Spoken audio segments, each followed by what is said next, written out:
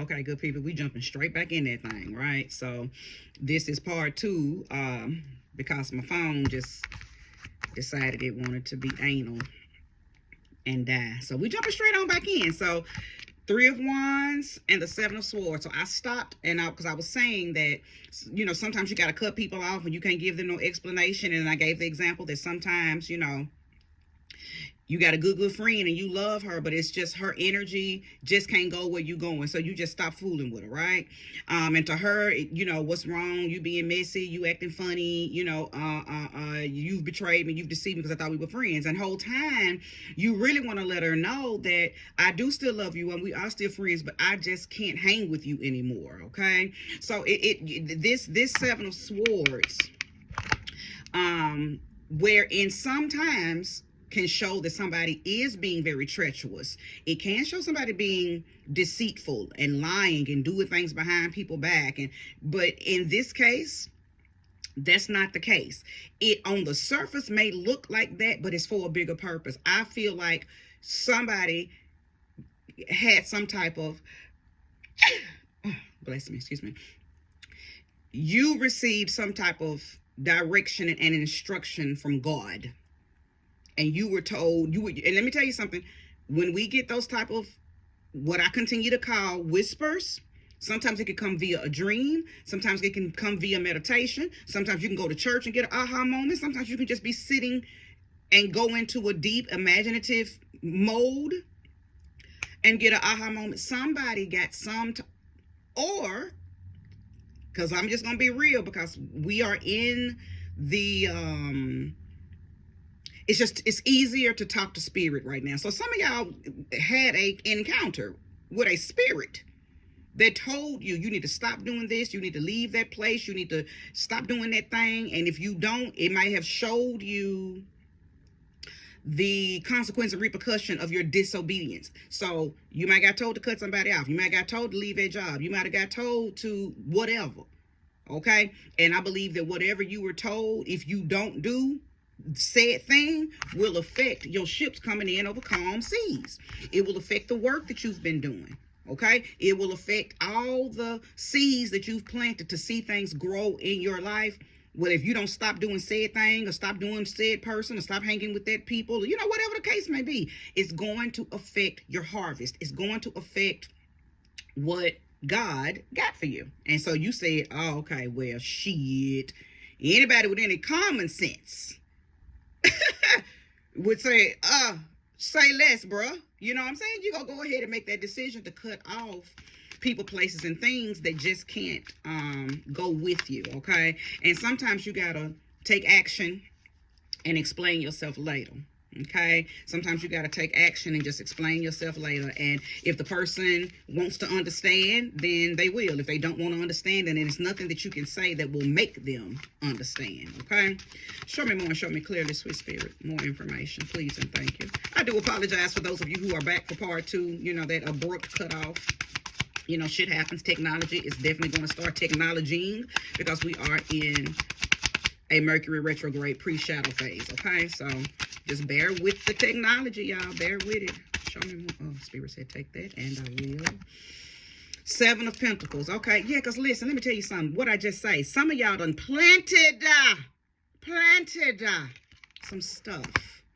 You ain't got time to be fucking with people, places, and things that's going to fuck with what you've planted. Whatever you've planted is coming in, baby, over calm seas. And in order for them waters not to become choppy, you got to be obedient to what Spirit has told you to do. It's just what it is.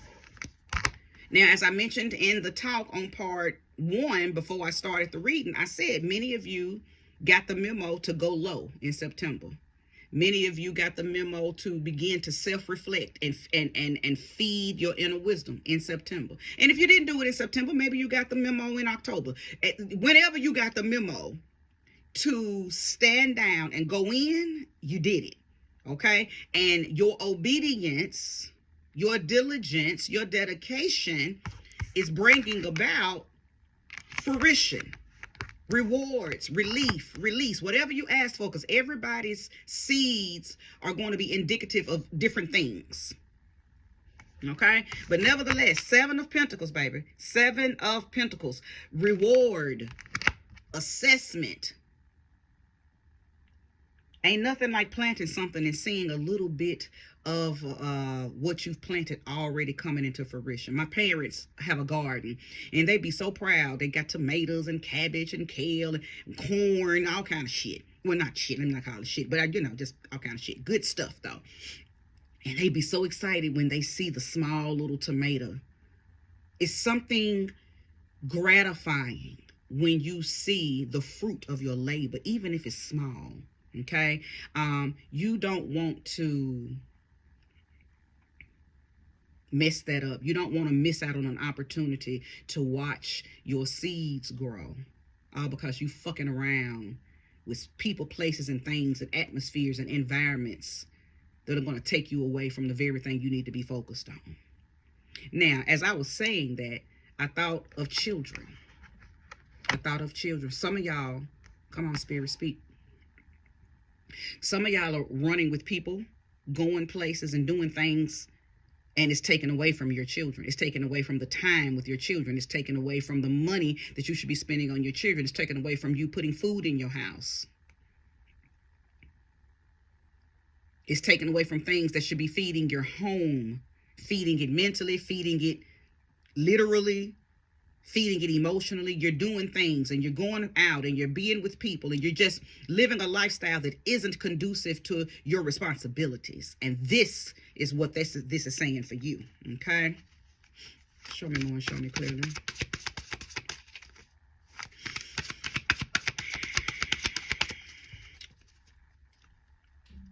You were given the whisper so you could change directions. Do you know there are some people that get no warning in advance? Some people just have a Uranian type experience, which is a tower moment. Shit just falls apart. They didn't get the opportunity to jump out of the window and save themselves from this change. They just had to fall and get pulled out from under the rumble and the rubble. But this ain't what happened to you. You got the whisper. Change directions.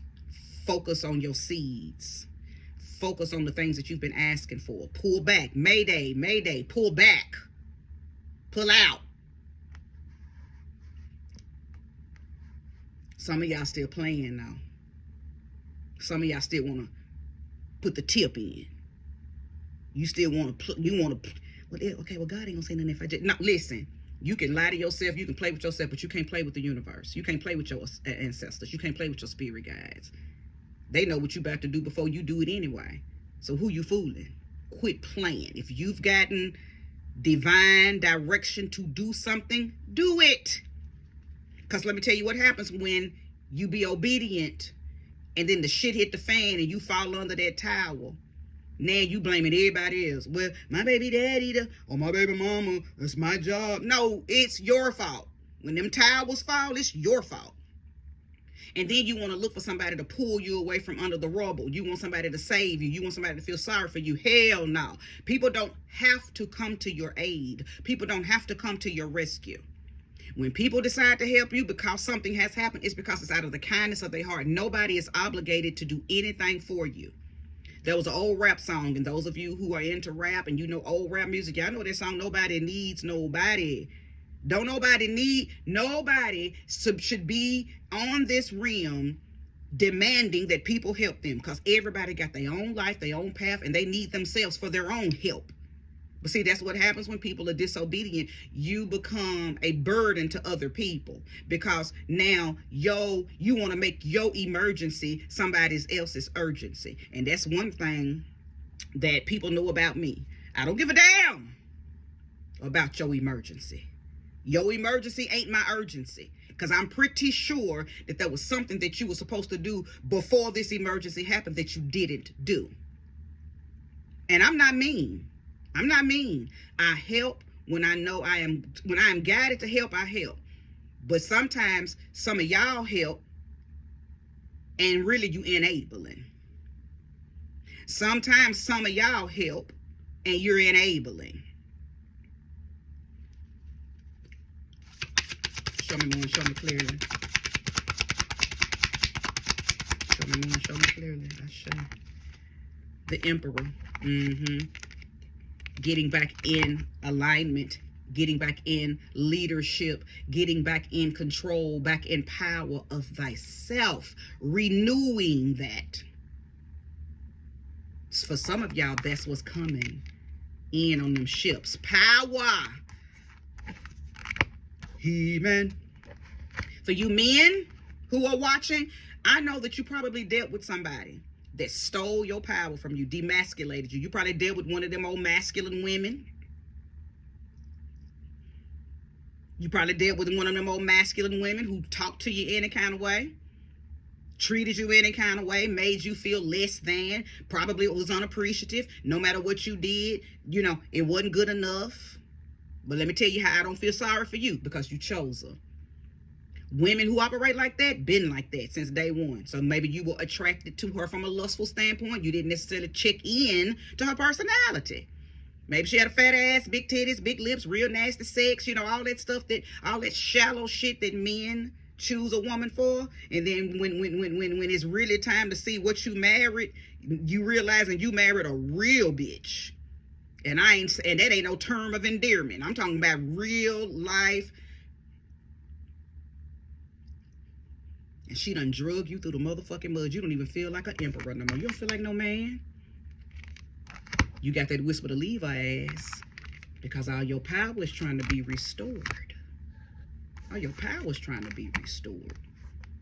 There are things coming in through feminine energy. I ain't talking about females. I'm talking about feminine energy from a frequency, from a vibration standpoint. We all have feminine and masculine energies in us and around us. And I'm not talking about in people. Yes, it resides in people, but that's not where this is coming in for you.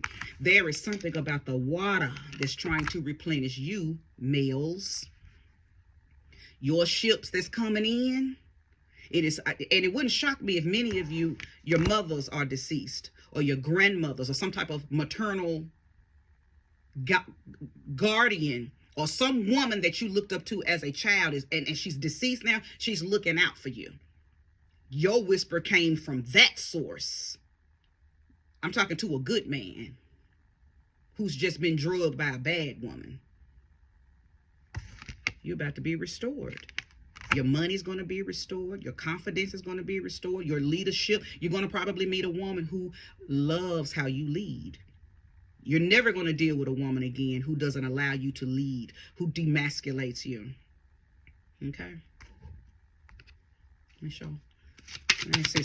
Show me more. Show me clearly. I also feel like, I'm sorry to abruptly stop that. I just got a transmission as I started. I believe that many of you men are going to find a very spiritual woman. I don't know if she's spiritual from a religious standpoint or spiritual from a, you know, African tradition or Celtic tradition, Nordic tradition, because I know I have African Americans and Caucasians on my page. So, you know, I'm talking to everybody that resonates with this. Your person will be spiritual, Wiccan, whatever, but it's not going to be something that's going to scare you. You're not going to run into a woman who's, you know, a feminist, man-hating witch. Okay, so stop going all the way to the left when you hear a person say spiritualist, or a woman who's, you know, of the arts. If you're in this energy, then you're going to know the type of woman that's coming toward you. If let me tell you something, man, sidebar from the reading. If you meet a witching woman, and I'm talking about one of them dark, feminist, man-hating witchy women, and you don't know that's what she is, it's something wrong with your intuition. It's something wrong with your gut instinct that you keep getting got by women who don't have no love for you, but they're morphing and shape-shifting and able to pull you in. Okay? So in that case, you don't need to talk to no woman. You need to sit down with yourself and tap into your inner wisdom and see, what is it about me that keeps making me pull in these type of women? What is it about? Why is your energy so receptive to women who want to hurt you? Accountability. Okay, accountability. But I don't think I'm talking to that type of man. I think I'm talking to the type of man you learned your lesson. And your feminine guides know that you've learned your lesson. So they sending you in a real good woman. Your money is going to be replenished. Your health is replenished. Your confidence is replenished. Your sexual stamina is going to be replenished. Okay? All right. Show me more. Show me clearly if there is more to be said. Look at 9 of Wands, baby. Look at you. Look at ya. Looking all good. Because one of y'all are listening to this reading and you like, that's right. Because I'm sick of that shit. I want my power back. I'm going to leave that bitch. Hey, do what you will. Because listen, when a man has a bad woman, he don't do nothing but give off sour, cheating, bad man vibes. And really the whole reason he's acting like that is because he has a bad woman. And it ain't no different. When a woman has a bad man, she gives off hateful bitch vibes. She don't do nothing but take it out on every other woman that's around her. And that's the difference. When a woman has a bad man, she's mean to other females.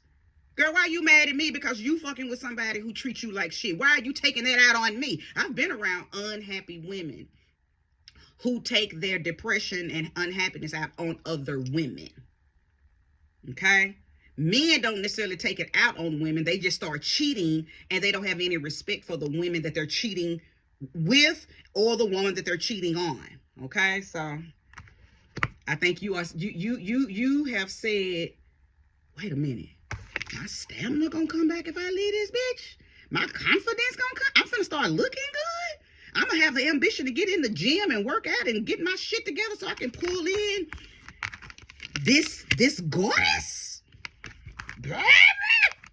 Yeah, that's what you saying, man. You finna file for divorce on Christmas and hand that bitch them papers. Ready to sign them papers? Do that if that's what you need to do to get your personal power back. Okay? 17 minutes in. I think I'm going to wrap this reading unless they got something else to say. I told you.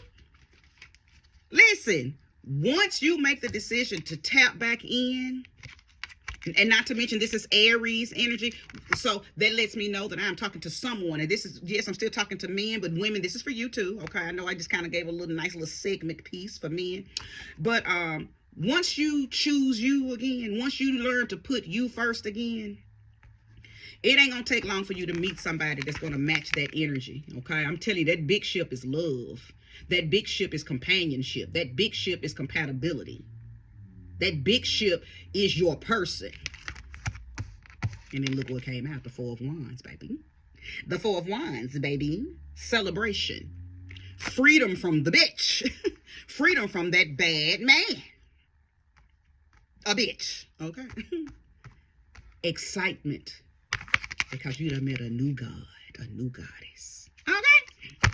I'm done. Because I know I done read the hell out of these cards. And you know if this reading is for you, right? So I'm going to go ahead and dismiss this reading. Thank you so much for watching today. Make sure you go back and watch part 1. Because everything that I talked about before I started the reading is essential. Okay? So thank you so much for watching. May you receive all that time and energy back that you've invested with me. Have a wonderful day. Okay?